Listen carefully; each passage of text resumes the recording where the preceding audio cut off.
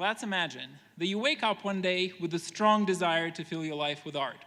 What do? Do you go to a museum, a gallery? If you're like me, you go to social media and search for the first artist that comes to mind.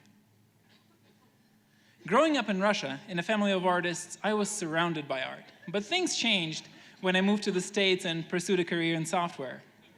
Art was the furthest thing from my mind, until one day I realized that a big part of my life was missing. And so I typed the name of my favorite artist, Vasily Kandinsky, into Twitter's search bar.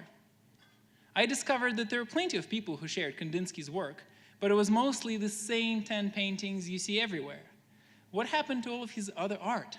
Why didn't anybody share his lesser-known pieces? And why can't I just follow Kandinsky for his work and not have to also see the political opinions of some dude who shared it? I was a bit frustrated. And then this idea came. I can build a bot. And I know you guys are thinking, oh no, not another Russian building bots. So let me explain what a bot is. A bot is a social media account that runs on autopilot. In many ways, it acts just like a human. It shares content, retweets the posts of others. The big difference, of course, is that bots' behavior is fully automated. In order to build a bot, you need a few things. A set of algorithms that define what it does, a server to run those algorithms, and a social media account. Then you kind of connect it all together, and in the end, you have a bot. I didn't have too many expectations for my first bot. I mainly built it to educate myself about Kandinsky and see his art in my feed. To my surprise, people started following the account, reposting and discussing the art it shared. Did anybody notice that it was a bot? Nobody cared. People loved seeing art in their feeds. But Kandinsky, he was a lonely little bot.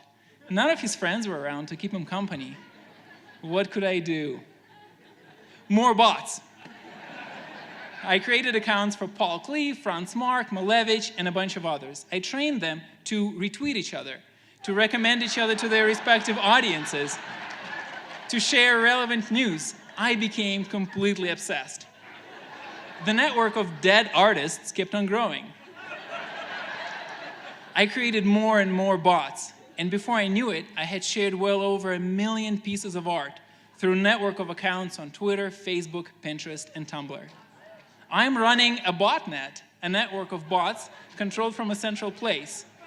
Only instead of spreading misinformation and fear, this botnet is inspiring and educating. Instead of dividing people, these bots are bringing people together, uniting them around the shared love of art. I discovered that people are hungry for good content, and it does not matter whether it is shared by a bot or a human. Actually, in many ways, bots are better suited for sharing large amounts of data.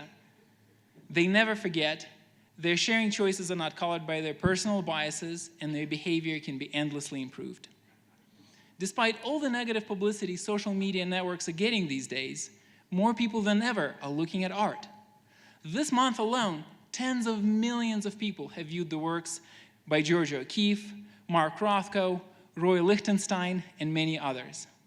In November, the art bots have gained 150,000 new followers, bringing the total number to just over 4.5 million. That's a lot of people following artists. And those artists that have died long ago, they continue to inspire us and fill our life with beauty and wonder. And sometimes they seem so real that people on social media confuse them with the living ones. A few months ago, someone messaged a German expressionist painter, Otto Dix, who died 50 years ago, asking if he would design a t-shirt for a heavy metal band. Another time, someone invited Modigliani to exhibit in their gallery.